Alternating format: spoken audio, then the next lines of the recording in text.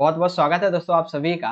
आज की इस वीडियो में डिस्कस करेंगे क्लास 11th हमारी और सब्जेक्ट है फिजिकल एजुकेशन की शारीरिक शिक्षा।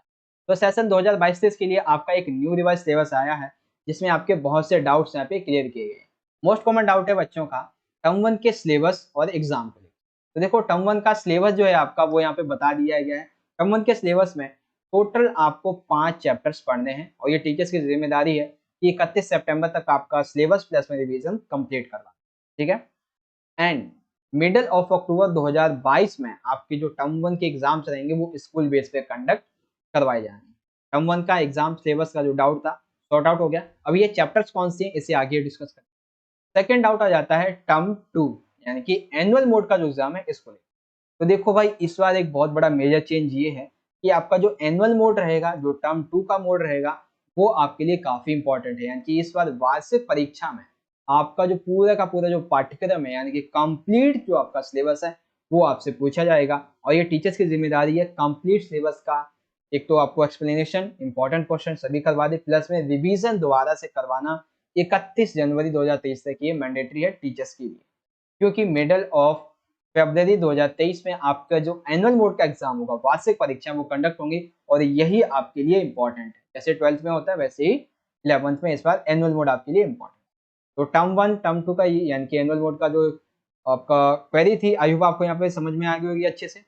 अब समझते हैं आगे।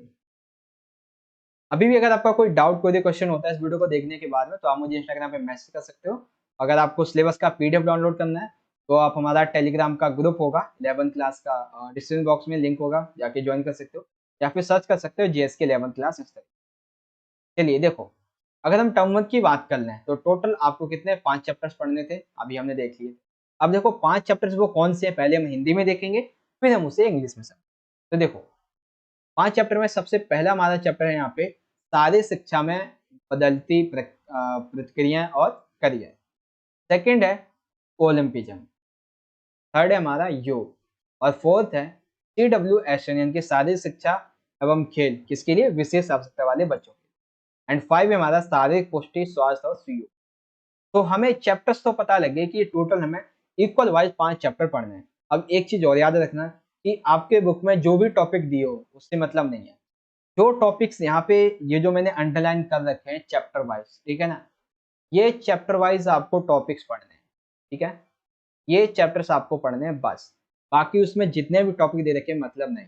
जैसे चैप्टर 1 की अगर हम बात कर लें तो टोटल इसमें आपके 7 से 8 जो टॉपिक्स हैं वो दे रखे हैं, लेकिन यहाँ पे मैंने सिर्फ आपको 4 बताया। तो आपको मेन जो है सिलेबस के अकॉर्डिंग वो यही 4 पढ़ने होंगे आपके चैप्टर। तो फर्स्ट चैप्टर की हम बात कर लेते हैं कौन से इंपॉर्टेंट टॉपिक्स हैं। पहला टॉपिक इंपॉर्टेंट है शारीरिक शिक्षा की अवधारणा, इसके लक्ष्य क्या है और इसके उद्देश्य। सेकंड है खेलों में बदलती प्रवृत्तियां, जैसे कि खेलने की सतह, पहने योग्य गियर, खेल उपकरण या फिर तकनीकी उन्नति, इन सभी के बारे में। थर्ड आप पढ़ोगे शारीरिक शिक्षा में जो फ्यूचर में क्या करियर आप बना सकते हो के बारे में। फिर है खेलो इंडिया एवं फिट इंडिया प्रोग्राम, ये आपको पढ़ने हैं। इसके अलावा अगर वो और कोई टॉपिक है आपकी किताब में तो आप उसे मत पढ़िए, वो सिलेबस में नहीं है। बस ये आपके इंपॉर्टेंट टॉपिक्स हैं जो मैंने आपको बता दिए। ठीक है, कोई डाउट नहीं है। अभी मैं आपको इसे इंग्लिश में भी समझाऊंगा, चाहे तो आप इंग्लिश में यहाँ पे देख सकते हो। अभी मैं आपको दिखाऊंगा, ये देखो यूनिट 1 है changing trends and career in physical education. तो ये है 4 टॉपिक, अभी इसे मैं आपको समझाऊंगा, पहले हिंदी में समझिए सभी बच्चे। तो चैप्टर 1 से हमें ये पढ़ना है। सेकंड है ओलंपिज्म, तो इसमें से आप सबसे पहले पढ़ोगे प्राचीन और आधुनिक खेल, इसके अर्थ, इतिहास, इन सभी। फिर आप ओलंपिज्म की अवधारणा और ओलंपिक मूल्य जैसे कि एक्सीलेंस, मित्रता और सम्मान, इसके बारे में पढ़ोगे। फिर आप ओलंपिक प्रतीक, ओलंपिक में जैसे प्रतीक होते हैं, आदर्श वाक्य क्या है, झंडा, शपथ और गान, इन सभी को आप अच्छे से समझोगे। फिर ओलंपिक आंदोलन की संरचना जैसे कि IOC, NOC, IFS और अन्य जो सदस्य हैं, इन सभी के बारे में इसमें पढ़ोगे। तो चैप्टर सेकंड से ये इंपॉर्टेंट है। और थर्ड जो कि बेसिकली पहले चैप्टर 5 था योग वाला, लेकिन अब से चैप्टर थर्ड बना दिया गया, तो मेजर चेंजेस हैं, आप यहाँ पे याद रखना।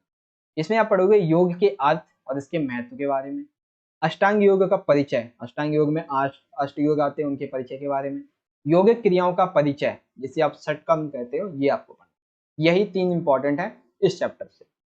चैप्टर 4 की हम बात कर लेते हैं। तो इसमें दिव्यांगता व विकार, इसकी क्या अवधारणा है, इसको पढ़ोगे।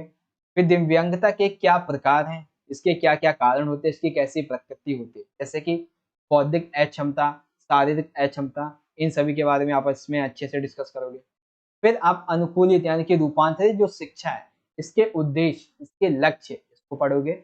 और मेन जो है वो है जो विशेष आवश्यकता वाले बच्चे हैं, इनके लिए जो व्यावसायिक, जैसे कि परामर्शदाता, व्यावसायिक चिकित्सक, फिजियोथेरेपिस्ट, शारीरिक शिक्षा अध्यापक, वाक चिकित्सक एवं जो विशेष शिक्षक हैं, इनकी क्या-क्या भूमिका होती है उनके जीवन में, ये आप समझें। फिर चैप्टर 5 है शारीरिक पुष्टि एवं स्वास्थ्य। तो इसमें आप पढ़ोगे सुयोग्यता, स्वास्थ्य और शारीरिक पुष्टि, इनके अर्थ क्या होते हैं। इस चैप्टर का पहले अर्थ और इसका महत्व समझो। फिर इसके आप घटक और आयाम समझोगे, और उसके बाद आप समझोगे कि सुयोग्यता को कैसे बढ़ाया जा सकता है, पारंपरिक और क्षेत्रीय खेल, इन सभी के बारे में। तो जब आपका टर्म 1 का एग्जाम रहेगा, तो आपको ये 5 चैप्टर पढ़ने हैं, और हर एक चैप्टर से कौन-कौन से इंपॉर्टेंट टॉपिक्स हैं, ये भी मैंने आपको समझा दिया। इन टॉपिक्स के अलावा आपको और कोई टॉपिक पढ़ने की ज़रूरत नहीं। प्रैक्टिकल की हम बात कर लें, तो प्रैक्टिकल में आप देख सकते हो 2 प्रैक्टिकल होंगे, प्रैक्टिकल 1 और 2, ठीक है? प्रैक्टिकल सामग्री है ये। तो बेसिकली प्रैक्टिकल के बारे में आप अपने जो टीचर्स हैं उनसे कॉन्टैक्ट करना, वो आपको थोड़ा अच्छे से ज़्यादा समझाएँगे, ठीक है? अगर आपको ये सिलेबस का जो पीडीएफ है ये डाउनलोड करना है, तो टेलीग्राम ग्रुप का जो लिंक है वो आपको वीडियो के डिस्क्रिप्शन बॉक्स में मिल जाएगा, वहाँ से जाके ज्वाइन करना, वहाँ पे आपको इस वीडियो का पीडीएफ मिल जाएगा। अब बात करते हैं इंग्लिश में। तो इंग्लिश में सिलेबस की हम बात करें तो ये आपका सिलेबस है, आप देख सकते हैं, और प्रैक्टिकल की बात करें तो ये आपका प्रैक्टिकल, ये आपका है टर्म 1 का, ठीक है? इंग्लिश मीडियम में आप यहाँ पे देख सकते हो इजीली यूनिट 1, यूनिट 2, 3, 4 एंड 5। अब यूनिट 1 से इंपॉर्टेंट टॉपिक्स, सेकंड यूनिट से important topics, third, fourth and fifth, उसके बाद प्रैक्टिकल 1 एंड 2। तो ये है आपका प्रैक्टिकल। बारी आ जाती है बोर्ड की, यानी कि एनुअल मोड की हम कह सकते हैं, या फिर टर्म 2 कह सकते हैं। तो इसमें क्या करना है आपको, अदर जो आपके 5 चैप्टर्स हैं उस ऐड हो जाएंगे, जैसे कि चैप्टर 6 परीक्षण, मापन एवं मूल्यांकन, चैप्टर 7, चैप्टर 8, 9 और 10, ये चैप्टर्स आपके ऐड हो जाएंगे। तो हम कह सकते हैं एनुअल मोड के लिए आपको अपनी पूरी बुक पढ़नी है, लेकिन उसमें से बुक में जो चैप्टर वाइज इंपॉर्टेंट टॉपिक्स हैं जो मैं आपको बता रहा हूँ, सिर्फ वो पढ़ने, बाकी नहीं पढ़ने। चैप्टर 6 में आपको क्या क्या पढ़ना है, इसमें आपको शारीरिक शिक्षा एवं जो खेल है, इसमें परीक्षण, मापन और मूल्यांकन, इसकी अवधारणा पहले आप समझोगे। शारीरिक शिक्षा एवं खेलों में परीक्षण और जो परीक्षा होती है इसका वर्गीकरण को समझोगे। शारीरिक शिक्षा एवं खेलों में टेस्ट, प्रशासन, दिशा निर्देश क्या क्या होते हैं, इसको समझोगे।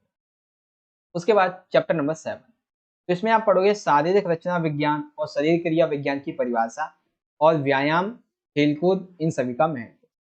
फिर आप पढ़ोगे कंकाल तंत्र के क्या क्या कार्य होते हैं, अस्थियों का वर्गीकरण तथा जोड़ों के प्रकार। फिर संचार प्रणाली एवं हृदय के कार्य व संरचना, इसको पढ़ोगे।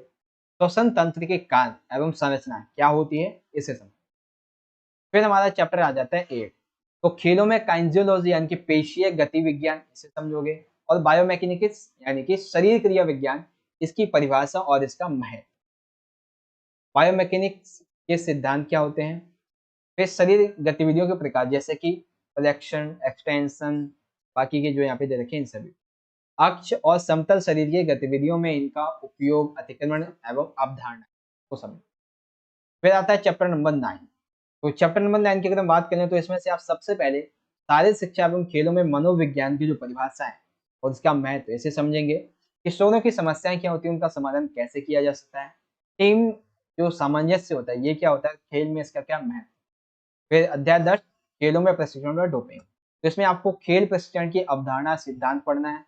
परीक्षण, भार, अतिभार, अनुकूलन, पुनःशक्ति प्रयोग, ये पढ़ना है। डोपिंग की अवधारणा और उसके दुष्प्रभाव, ये आपको पढ़ना है। इसके अलावा और कोई टॉपिक आपको पढ़ने की जरूरत नहीं। फिर प्रैक्टिकल की बात कर लें तो प्रैक्टिकल 3 और प्रैक्टिकल 4, यानी कि एनुअल मोड तक आपके 4 प्रैक्टिकल होने हैं। कौन कौन से, वो आप अपने टीचर से जब संपर्क करेंगे तब वो आपको थोड़ा अच्छे से। दूसरी तरीके से यहाँ पे इंग्लिश में आ जाता है। इंग्लिश में यूनिट नंबर 6, 7, 8, 9, 10, ये हैं इसके इंपॉर्टेंट टॉपिक। और प्रैक्टिकल 3 एंड 4, ये चीज आपको यहाँ पे समझ में आ गई, ठीक है। तो इस तरीके से सिलेबस जो था वो हमने यहाँ पे अच्छे से समझ लिया। अगर अभी भी आपका कोई डाउट क्वेरी क्वेश्चन होती है तो आप मुझे इंस्टाग्राम पे मैसेज कर सकते हो, जो स्मार्ट नॉलेज से नाम से अकाउंट होगा, फॉलो कर लेना। और अगर आप पीडीएफ डाउनलोड करना चाहते हो तो डिस्क्रिप्शन बॉक्स में टेलीग्राम ग्रुप का लिंक होगा, या फिर सर्च कर सकते हो जेएसके 11 क्लास। वीडियो अच्छी लगी हो तो ज़्यादा से ज़्यादा लाइक करना, शेयर करना दोस्तों के साथ। कमेंट में अपना फीडबैक जरूर देना कि आपको सारी चीज़ समझ में आ गई या नहीं। चैनल को सब्सक्राइब नहीं किया तो कर लेना, क्योंकि ऐसे इंपॉर्टेंट वीडियोस हम आपके लिए लेके आते हैं। मिलेंगे आपसे अगली वीडियो में, तब तक के लिए आप पढ़ते रहें, अपना ख्याल रखें। जय हिंद, वंदे मातरम।